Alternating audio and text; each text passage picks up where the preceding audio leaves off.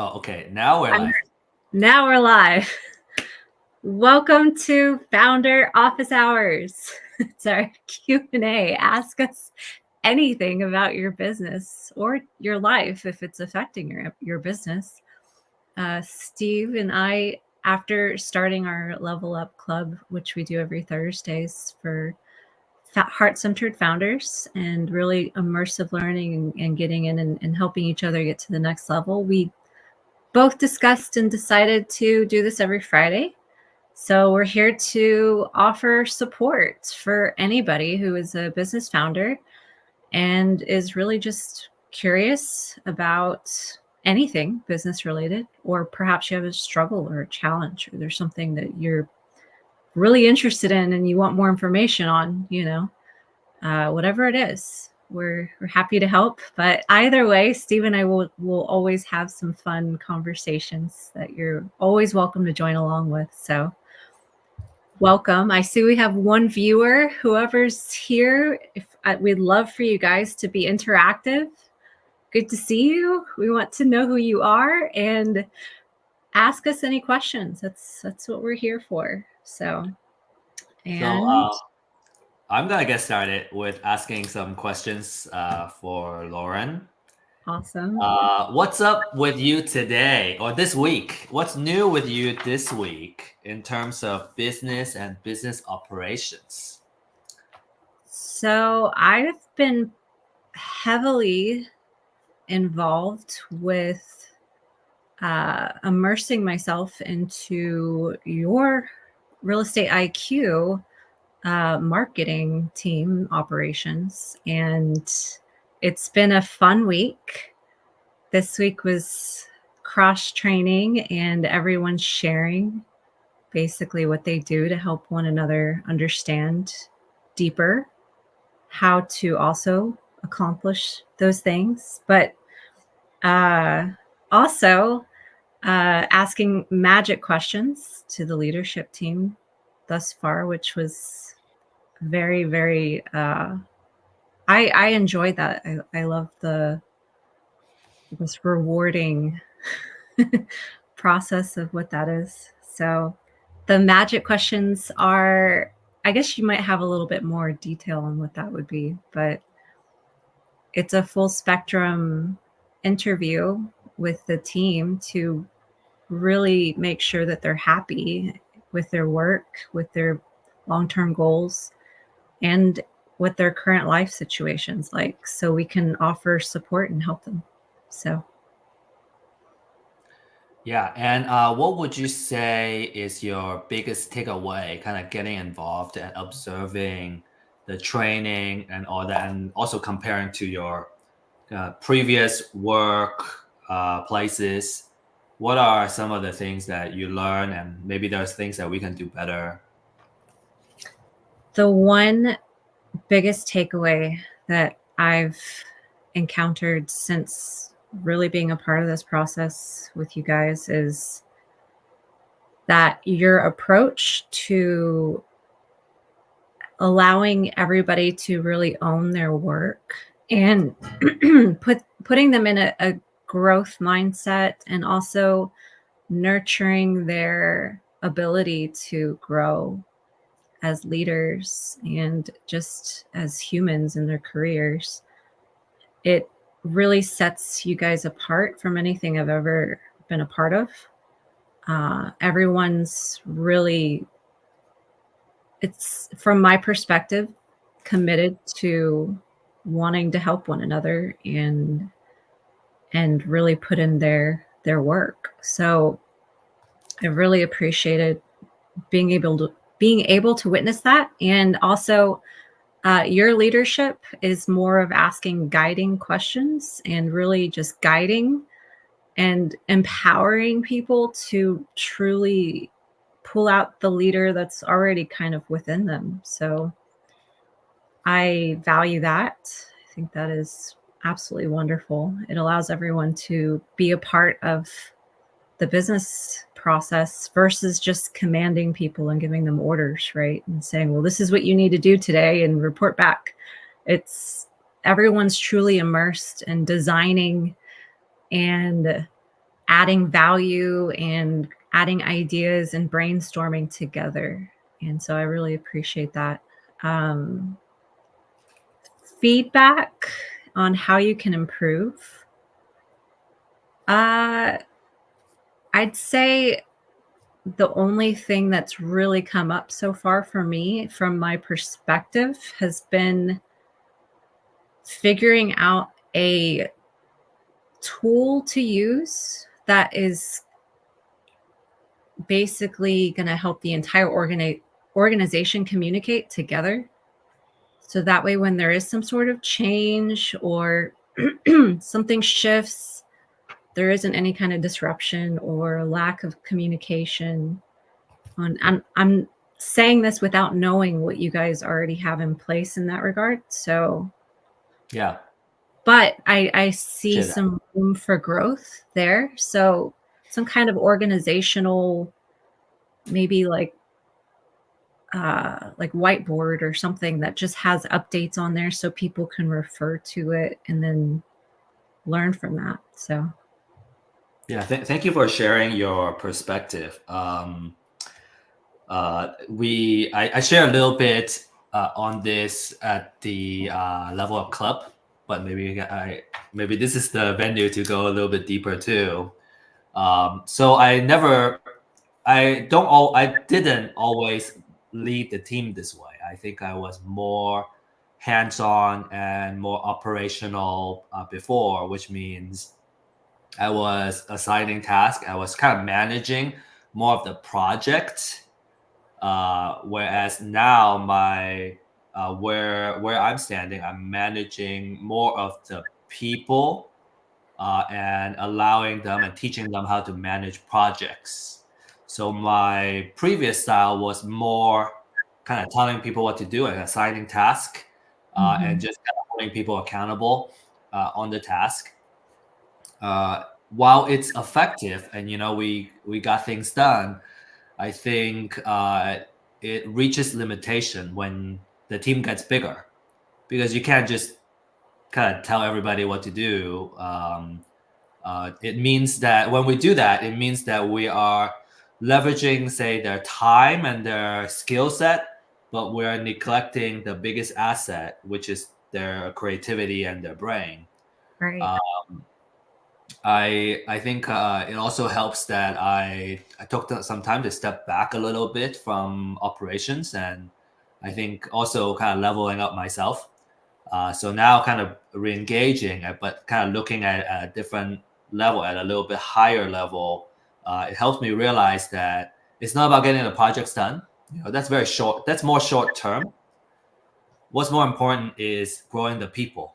Using the projects as opportunities to grow them. It could be a successful project. There will be learnings there, but failed projects also has learnings too, if we leverage it well, and kind of shortening the time frame of starting and ending a project, and kind of iterate and learning from there. That's kind of the next level challenge that I'm taking on, because it's my first time doing it. I know what needs to be done. I just have not really done it. So I think so far so good. The last 30 days we're moving along. In December, we're gonna take on the challenge of doing 2 sprints with the team. Each member is gonna have their project ownership. We'll have a 1-week sprint, reflection, and then another sprint. So I'm kind of curious to see how the team may rise or fall to the occasion, right? This is an experiment. But I'm also pretty optimistic. It seems to me that through the cross training and some of the things that we assigned to them, they have been rising up. So just kind of keep rising up, kind of giving them more steps to rise up, and also setting a model for them as they lead bigger and bigger teams. I see this as a 60-day to 90-day, somewhat of a revamp, and changing the culture too. So change management, everything involved. That's my challenge, And thank you, Lauren, for being there to help too. You're observing, and also you're going to be helping us out on the next level challenge where everyone's going to own their own projects now. They're going to be uncomfortable. They're going to feel overwhelmed. And we actually put together, and actually I said we, but actually Lauren, you're the one who put together this curriculum. And I wanted to ask you about a couple of these items. Yeah. Could you tell us about, so what I see here is 5 key bullet points. We have self-love and holistic solid foundation. We have positive mindset and resilience. We have future goals workshop, which also includes visualization of the goals. That's fantastic. We have leadership, which is leading through powerful authenticity, and also internal discipline challenge. And I love that. But I would love to hear you kind of elaborate a little more about each of these points and your how you designed it and what do you intend for the effect to achieve for each of them, and are these the right order for the curriculum? So Process, I guess, is maybe what my question is. I'm looking to pull it up right now. I don't have it in front of me. So essentially, when I was really thinking on this, because I meditated on this, and this was after observing the team, right? Yeah. I really wanted to see where everyone was at, because sure, I can come up with a curriculum and tell you what I think is best on average, but everybody's a little different. Everybody's team's going to be a little bit different. And until you really immerse yourself, you don't get to see the details, right? So when I really designed this, I was looking at areas based on the goals that you have set in place. And to truly help everyone get to the next level, I asked myself, what do I need to focus on? What are the things that they need to focus on within themselves? What are the things that are going to really help them get there as effectively as possible without having to spend 4 hours in a training session, right? So I came up with essentially a way to navigate that, which is not too different from my coaching, right? But I have to analyze my client first. I need to see where they're at, and then I design everything. And self-love, that portion of it is just, it's a game changer for everyone to really truly value and learn that pouring into yourself first is the most important thing, right? So self-care, that entire process. Go ahead. Do you mind if I share this on the comment section or whatnot? Yeah, so sure. everyone can see? Absolutely. I was So thinking maybe some visual. Go ahead. thank you. So with that said, people really understanding what self-love is, it's not just taking a bath and pampering yourself. It's truly getting clear on who you are, what your strengths are, the things that you love, the things that you don't love, the energy that's around you, and essentially understanding. Oh, thank you. I appreciate you sharing that. So let me see if it'll show here. So truly understanding that you have control over all of these things. So if you get clear, so for instance, now that you can see it, if you define your strengths and your weaknesses, then you can get very clear on where to pour your energy, right? If you have clarity of your boundaries, what do you want to accept in your life? What do you have? Nope, you can't get past my moat in your life, right? How are you going to manage your time? All of these things are very important, unless you really have that and then the solid foundation in place holistically, then you're not going to be able to love yourself. You can eat brownies all day and and watch your favorite movie, but without these things really clearly spelled out, nobody knows, right? And I So love this, Lauren, that you have taken the initiative to break this down into 5 minute segments. Because when we're running a team meeting, a lot of times we want to focus on business and maybe give more business type of training.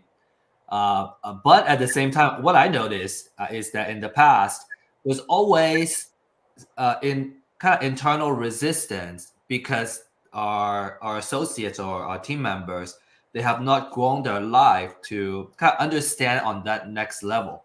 So right. being able to sprinkle each piece and just bring out the awareness and help them understand, I think that's really important. And just kind of treat this as more of a long-term project and slowly bring them up, and then we can also use the same language over time. What's a boundary, what does Yeah. setting boundaries mean, etc., Yeah. etc. I do have my question on your 20-minute, the deep work. Is that something that's separate? It's like is that the questionnaire and the interview that we have done in the past?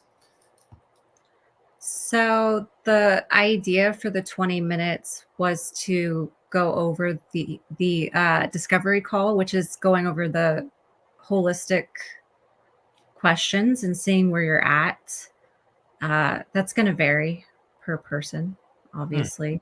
Yeah, and I think it But fits really well as well. It fits yeah, well. So yeah, and go ahead. after our two-on-one session with them, then we offer the potential deeper work if they want to dig into that deeper. So we unpack more in there, and then by understanding more about who we're talking to, I think it will also help us deliver these 5 minutes better too. Anyway, you have Amen. more to share. I don't know. Good job. I am all about putting that microscope so I can see what's going on, because I want to help as much as I can, right? I don't want to give you advice and then it doesn't stick because it's not something that flows with what you're currently doing. And I So love that energy too, because I think you're coming from wanting to help people. You're coming from your heart. And I want to share with you that there's a couple of interactions I've had or correspondences I've had this week and last week that was just like very transactional. Uh, mm, kind of talking about what we could gain from the potential collaboration and not what they could gain, which I thought, man, if this is where we're starting off, that's kind of starting off from the wrong foot. Like we don't have the right foundation for success. If there's no gratefulness and appreciation, even from the beginning, like right. how quickly can things break down? So anyway, Yeah, no, the organic fusion is something you can't replicate. It's either there or it's not, you know? So on to the next. I think that had what was the exercise there? it says breathing exercise. Oh, okay, cool. So you know what I could do better is let me do it one section at a time, one bullet at a time. Yeah, appreciate it. So breathing exercises I thought would be wonderful for the team to have, truly, and for us all to do together is really powerful. Sorry, let me. I love doing that at Level Up Club. We do our meditations and our breathing exercises together, and I've joined other groups that also emulate that same energy, and there's something really powerful about doing that together and really Yeah. growing together. So, all right, let's see. Where is it at? So it's either the very last one or the one before. I'm not This sure. one? All right. Okay. How about the one before? The previous. We're figuring this out. Okay, cool. So I also tried. They broke it down into two comments. Yeah, I tried to include the some sort of exercise with each kind of lesson too. So incorporating meditation and breathing and helping people really tap into a positive mindset and their resilience, to me, goes hand in hand, right? because you need that capacity in your thought process. And those are the ways to get there. Common limiting beliefs, we all struggle with those. So I like to cover that on a broad basis anytime I'm training anyone on their mindset, and to really understand the resilience aspect too. And the growth mindset, which is huge, and understanding mindfulness. So all of those things pieced together was a part of that section, the positive mindset and resilience, to really, that's the muscle. That's the muscle everybody's aiming for. I mean, this is full spectrum. This is every human. It's not just, at work. And that's what helps us all get past our just stress responses, our any kind of mental frustrations. I wanted to dig deeper into talking about, for instance, overwhelm. I didn't want the topic to be overwhelm, but all of these things help with overwhelm, right? It helps with navigating these things. These are the tools. These are the things at the very root that are going to get you there. So where's the next one? The leadership. So I'm sorry. I just I'm still thinking here, and Sure. let me verbalize my thinking. Just kind of thinking out loud is, I want to Absolutely. tell the folks the why, right? Kind of get everyone perked up for your 5 minutes or your your session, your segment. And what I'm thinking, so the what is the techniques, the life techniques to handle, right? And the why is, I think it's the overwhelm, it's the stress.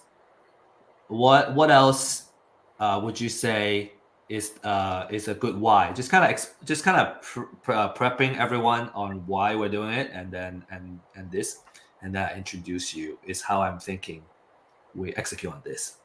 To stand in your power, and to know that you are in control and you can shift your state at any time and truly change your life.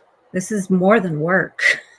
These are life-changing habits and ideas if someone were to truly get disciplined with them. And thank you for that, because I think, when I just say overwhelm and stress, that's very micro, that's very short term. Whereas actually our intention is to grow future leaders. And in order for that to happen, all these are kind of the foundation for that. So I'll make sure I also bring that up. Absolutely. I have found that the reception when I share with them kind of the vision of where we want them has been awesome. So we want to continue to fulfill that, fulfill the talk. We got to keep walking the talk. Yeah, absolutely. And I'm all about building more leaders. So I love that. Okay. So next we have more of the leadership, powerful authenticity, the tools to communicate in a powerful and heart-centered way, and guided meditation. So that piece I feel is very important in any business transaction, right? We all have to be authentic, but in a mindful and heart-centered way is way more powerful. You can be harsh, you can go on the other side of the spectrum, but it's going to create way much. Sorry, did you have something you had to say? Oh, I saw that. Sorry, I'm still doing the admin work, so please don't worry. I'm just distracting. Go ahead. Good. Did I do the wrong one? I just pasted a better one. Okay, thank you. Me myself, I'm like, oh. It's all good. Everyone watching, this is a part of the process. It's not going to be perfect, but leadership in general, you have to be authentic. People can sense, even if you're calling customers or clients, if you're trying to connect with another colleague, if you want to have a healthy relationship outside of work, people can sense when you're not being fully you, when you're not fully present, when you're not fully sharing the truth. There's there's something on the animalistic side of us where we can sense that. And our unconscious mind is going to react accordingly. So the most powerful way to navigate business, especially as a leader, is to be authentic and really sharing some powerful tools there, like just ways to communicate in a more heart-centered way, in a more powerful way, and doing actual exercises to get people to practice them with each other. So that way we get that muscle memory going and you realize, right? And also part of that is understanding how to handle rejection, being uncomfortable with, being comfortable with being uncomfortable and understanding that that's a part of being authentic. You're going to get a little bit of resistance. We talked about people pleasing as a, maybe not a permanent behavior, but a temporary behavior because of, say, the person, it has happened to me too, that we become not off center and, it makes us feel insecure or whatnot. And sometimes the people pleasing behavior comes out of that. Sometimes it's just, wanting other people to like us. And we bend over backwards. We voluntarily became off center and kind of being able to recognize that and bring us back to center. I think that's also very powerful. Absolutely. And I sense a lot, not only in just business transactions, but coaching people in general who are business founders. You can get stuck in codependency and in a codependent cycle, and people pleasing is a part of that. And it's a hamster wheel. You're going to get nowhere really fast. And the sooner you can get more authentic and not have that unnecessary resistance and internal drama and external drama, and it's unnecessary, right? So why not get to that space quicker than you would have otherwise? So the guided sorry, go ahead. Sorry, I want to go a little bit deeper here because there's more nuance. I know that there's another school that talks about, yes, there's a lot of power in being authentic, right? Because I think it gives us a lot of power. There's another school that talks about doing whatever it takes to get ahead or like kind of move up first. Mm-hmm. And then you can be more authentic. What are your thoughts about that? I don't agree with that, because whatever you've built is going to be built upon a very wobbly foundation. Before I even entered the founder world or business world, I told myself, no matter how hard it is, I'm always going to be honest.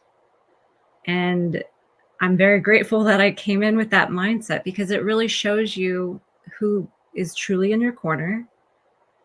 It really shows you, okay, do I really want to do this or do I not want to do this? And you're not just doing something to please somebody. You're doing something because you actually want to do it.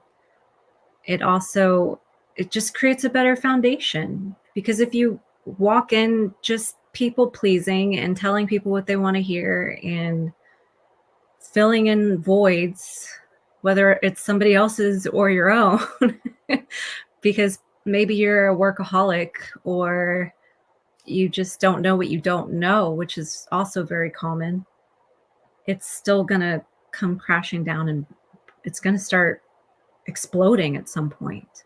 So you're going to get nowhere really fast. So really being intentional with that is important. That's my feedback. And it usually is a little bit of a slower move, because you're not saying yes to everything. And that's okay. You just say no to quite a few things. Yeah, and that's okay. There's this fear of missing out, the FOMO, that I think a lot of people have, and they get a lot of these, flashy things dangled in front of them to jump onto opportunities, and without really auditing and sitting with yourself first and saying, is this really what I want to do? You'll jump into things that in hindsight, you'll wonder why, or maybe you're in the middle of it and you're like, what did I get myself into? So asking better questions externally and internally and just being authentic and honest in those moments. I mean, it's the most effective way to navigate life. It's not the easiest, but it's the most effective. Talking about the energy of chasing after something, either because we're still learning, right? Or we thought we wanted something, so we're chasing. Yeah. Versus attracting, being centered who we are and attracting. And I think when we're trying to attract, when we're attracting, it also takes more patience. You talk about FOMO. It's also more patience and being very being able to sit with ourselves, because we have the tendency of, let's get busy, right? When I'm not Yeah. doing things, I feel bad about myself because I'm not accomplishing anything. When we say no, sometimes it means that we may end up slowing down a little bit. So being able to kind of sit with that, and maybe, there's other ways to occupy your time, of course, and finding that and being content with that instead of chasing after things is also a training, right? We gotta train ourselves. Yeah, and I think I shared this yesterday at Level Up Club.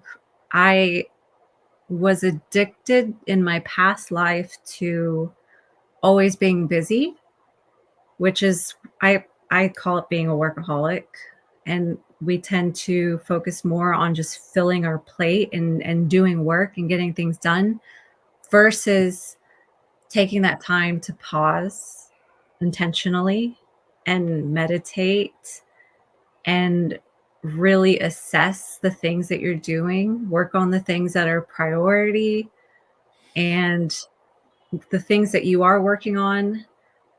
If something else pops up, as long as it kind of complements it or it feeds you on some level in a good way, it energizes you. And I mean, it's so much easier because you're not fighting life. It's just kind of working for you at that point, right? But at this point in my life, everything that I'm doing energizes me because I'm very intentional with what I'm doing. Whereas before it was just wanting to be busy. And I think when we get very clear on those things, no matter who you are, we can feel energized by the work that we do. So it can become play and fun and something that you're fully a part of. So I think that's what we. I don't want to use the word chase, or not that we're chasing, but I think that's all we want. What we all want, which is not just time freedom, right, and financial freedom, but really, work gives us purpose. Like we cannot just not work. I think when you reach that place, you'll find that it's very boring, and so it's about finding the work that fulfills us. And gives us that sense of purpose. yeah. And I think instead of chasing things, so we don't have to think, the next iteration would be to think about who we are and understanding who we are, so that we can attract the work, and we're doing the work that fills us, fulfills our soul, hits the right places. Yeah. And that's work. We got it. It's part of the work that we work on ourselves, which is why we're here today, talking to Yeah. all. Well, it's kind of funny. I had someone tell me recently they work a W-2 job and they were like, I can't wait until I don't have to work anymore. And this is the first time in my life I'm like, I don't want to stop working. I love what I do. And I feel like everything I'm doing is just so joyful at this point. Like it's very interesting, right? And what you just said is crucial. And I respect what you've built within your company because I feel you're helping everybody pour into that version of themselves. So I think I only laid the foundation. I think it's the team, our executives, everybody now. I don't dare to claim credit. I'm glad to be a part of it. Yeah. Now we also talk about, because yesterday we talked about the acorn principle, and one of the Mhm. question was, if money is no longer an issue, what would you do?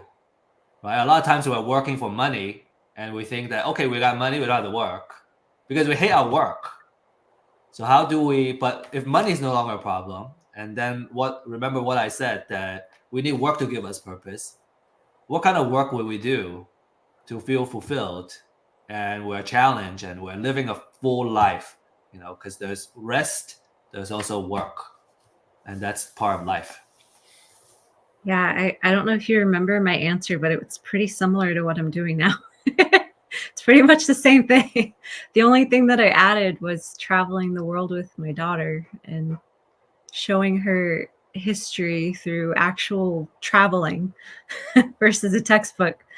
But yeah, it's very interesting how we end up doing things that we don't love, right? And I just to share, just to also add on, traveling the world and kind of learning. I thought that I think with more experience and more reference, we're more curious about learning as well. So I think it's about Yeah. exposure. The Yeah. more we're exposed to, the more curious we are about the world. I also started, studying more on history and stuff. And some of the history that I study was on Italy, and all the different city states and dynasties and whatnot. And I had visited Rome, and I went through all the tourist places, and then I read it to give me more background. Now I want to visit again, because now I really have more Right. reference on the history that I want to really visit and kind of experience that now. It's kind of, so you can go back to the same place several times, and each time you have a different flavor, even if the exact same Yeah. place.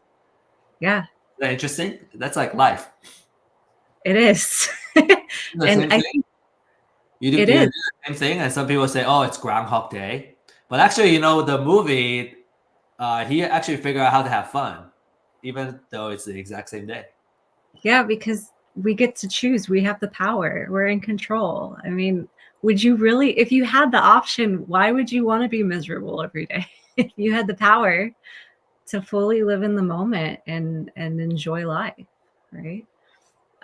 Rome is unique and beautiful because one thing I wanted to point out, how they really cherish and treasure history there. They don't allow you to tear down anything. They literally will build around historical landmarks because they cherish it that much. And it was interesting to me because here where I live, right, in Texas in the US, we'll tear down something in a second just to build a high rise or something, like, wow, they really value that. And I had a lot of respect for that too. So You know what I appreciate now that you brought this up is how a lot of the historical buildings was built to last. yeah, We're yeah, talking about thousands of years, right? And the engineering and the creation of the cement. It's actually, I watched a clip not that long ago. It's about, they were saying that the cement that they were using, they designed it to be self-healing, which is why they stood the test of time. It's like, wow, that's there's a lot amazing. of there's a lot of lesson in that, in what we do every day. Long-term thinking instead of this short, what can I get now thinking, right? Yeah, yeah. I find that when we design things for the longer term with a big picture in mind, you know how we redesign the marketing, not just like what we're doing today, what we want to do, but also visualizing who we want to be, what are the things that we're going to be doing in the future, and then kind of putting all that together. Uh, Mhm. the design thinking really helps us set up the next couple of steps. We're still working on it, but I felt really good after that session. I felt so good that that we're able to have that foundation to put all that together. I love the design thinking. And I was going to share on here because I know I have the embodiment visualizations. I guess I missed that one. Here, let's do that one. The future goals workshop. Yeah. So I figured that would be a good one to do with everyone, because it's something that to me I feel is very important to get detailed on and to spend the time on.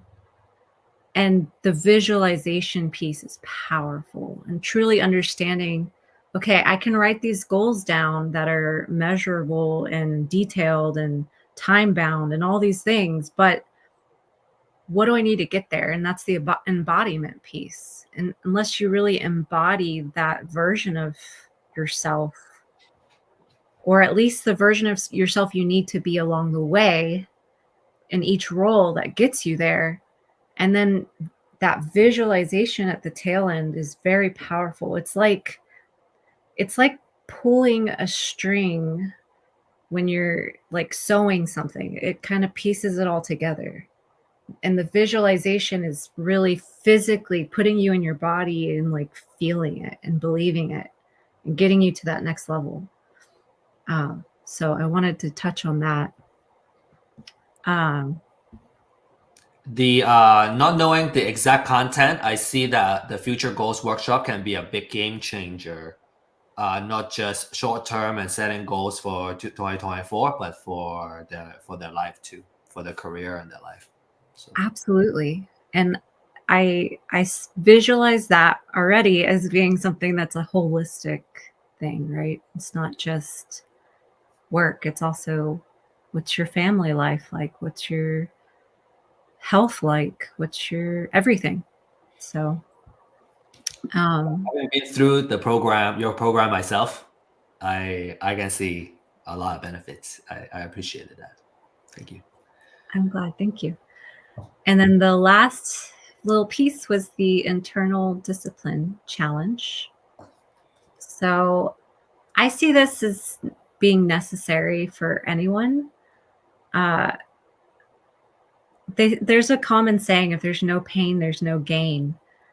And we really have to stretch ourselves. Oftentimes, it's a physical way. But if we do it through a discipline challenge, then we can really see what we're capable of, which builds capacity for actually being able to do it in a work setting or anywhere. After that, it's like, this is a breeze, right? I don't know if you guys have heard of the 75-day hard challenge. I did it, and for a second, I thought that would be a good one to do, but I wanted to coin it as something that we're doing and it's ours, and I don't want it to be a 75 hard challenge. But essentially it's that you have to work out, I believe, twice a day.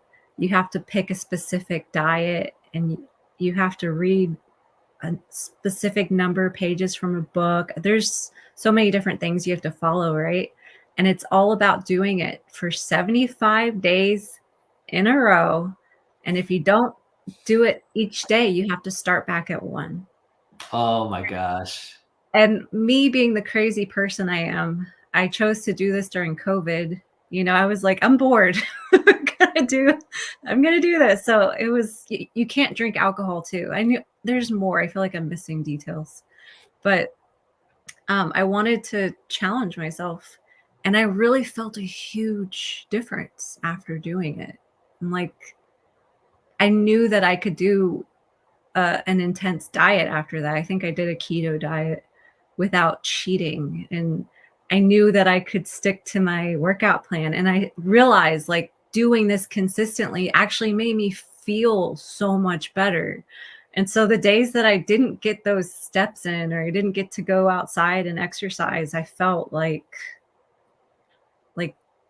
this is not right. Like it felt like it was just my routine, And you have to restart back from day 1.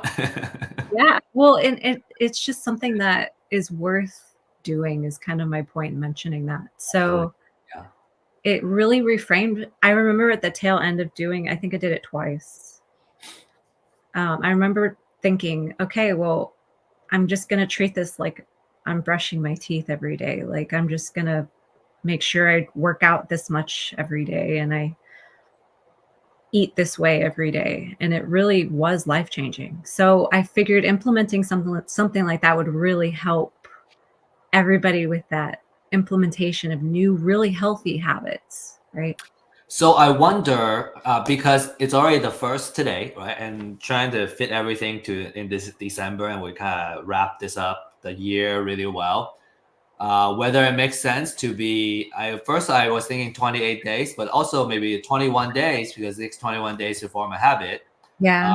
And it gives us some time to lay that out because we got until December 10th at the latest to roll out that challenge. Just a comment, just an idea, whatever Yeah. you suggest. And then the other piece is I wonder how we might be able to incorporate some team bonding in your 5 to 10 minutes. I know the Mhm. workshop probably has that.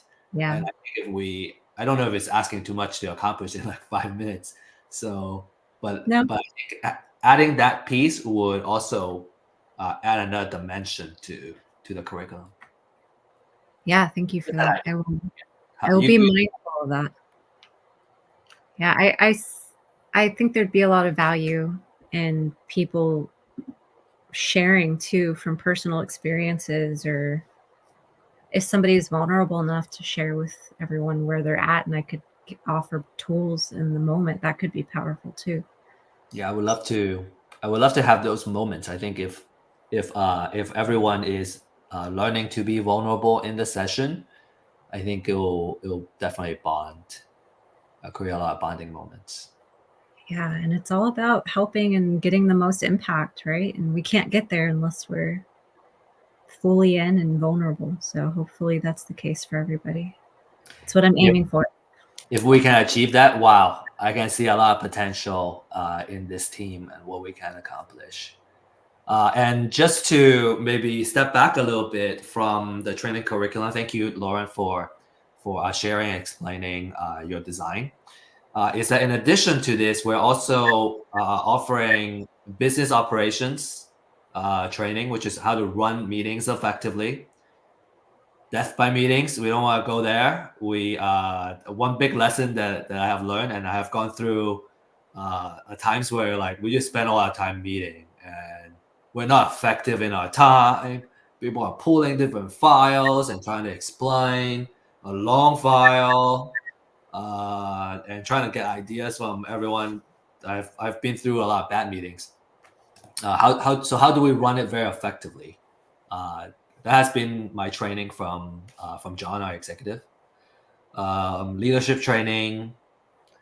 So this is life training, self growth training, and the techniques. The actual skills. The skills is kind of a must, right? And I think even that is usually neglected. So the first thing we want to offer skills training.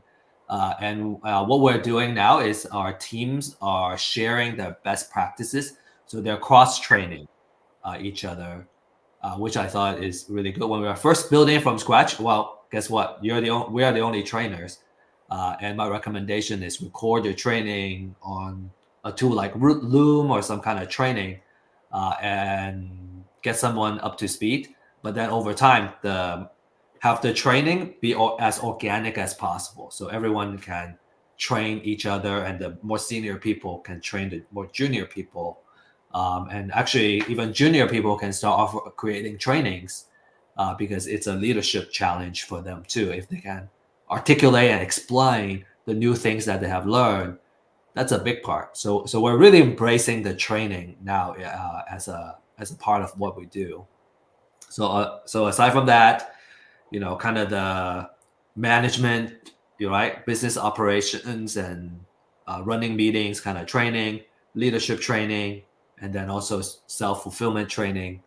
So we're really investing a lot, I think, in our team and our culture, and I think that's our next level of growth. Is that we cannot grow without having amazing people and we won't have amazing people unless we give them training and support and motivation to drive.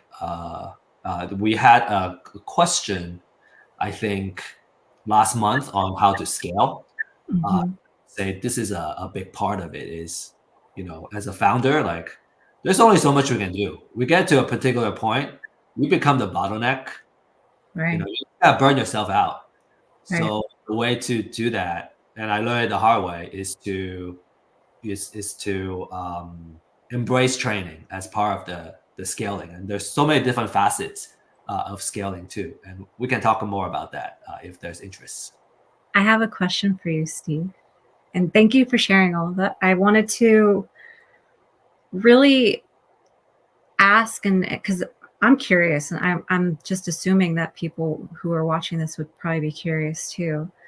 How do you feel through all of this? Like, what has been your inner dialogue while, dealing with the transition and maybe, I guess, digesting how much you've grown and where you're at today and how much your business is evolving? Like, I'm curious what's going on in that head of yours.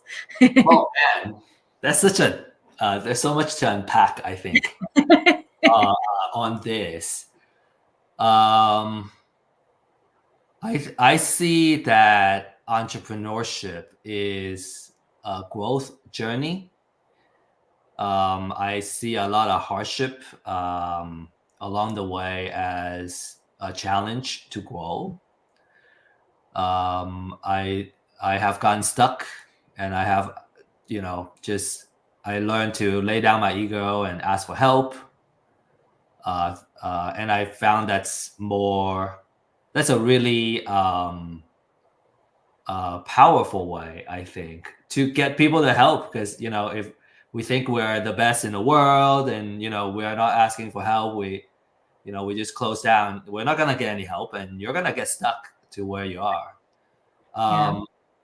I think this scaling challenge is a big part because we got to a point where I just couldn't grow it anymore. I just go, okay, we need to find that next breakthrough that's beyond me. The answer is beyond me. And also decided to set such a big goal that I have no other option than to ask people for help. I figured that that's the right way to do it anyway. I love that. So through that, I learned to bring down the level of my ego. And really, it's not about me. It's about serving the big vision and the cause and the mission. Just kind of, I guess, what's the right word? Sacrifice myself to the cause. So it was a little bit of a spiritual journey. It was 100% spiritual journey for me. Yeah, absolutely. And so, and then I think, so yesterday we talked about, overcorrecting and then going too far, right? So asking people for help, it can also go maybe too far where you become like a little bit too passive in a way. You get stuck there. So I went the other way, and then I kind of found my balance there, coming back and finding the balance. And Vincent, which is a good friend of mine, we're working on some R&D projects right now. And he said, there's asking people for help, but also you got to be strong yourself. And I thought that was also an impactful comment for me. But taking that time and kind of soaking, stepping back, detaching, because whatever we were doing only got us that far, right? Whatever got us here is not gonna get us there. So detaching and like re-educating myself, right? How I should be thinking, how I do things, and Lauren, you have been a big help on that too. Just kind of finding that really true center, and then kind of building on top of that, and now looking at our operations and different teams' operations as instead of I built it, I don't know what to do with it. I'm so close. Now I have time to kind of look at it from the outside and kind of seeing it more holistically, and wearing a consultant hat. They were saying you hire enough consultants, you become a consultant yourself. I guess now I'm a decent consultant, I want to say. So I can now put on a consultant hat and really kind of see how we restructure it.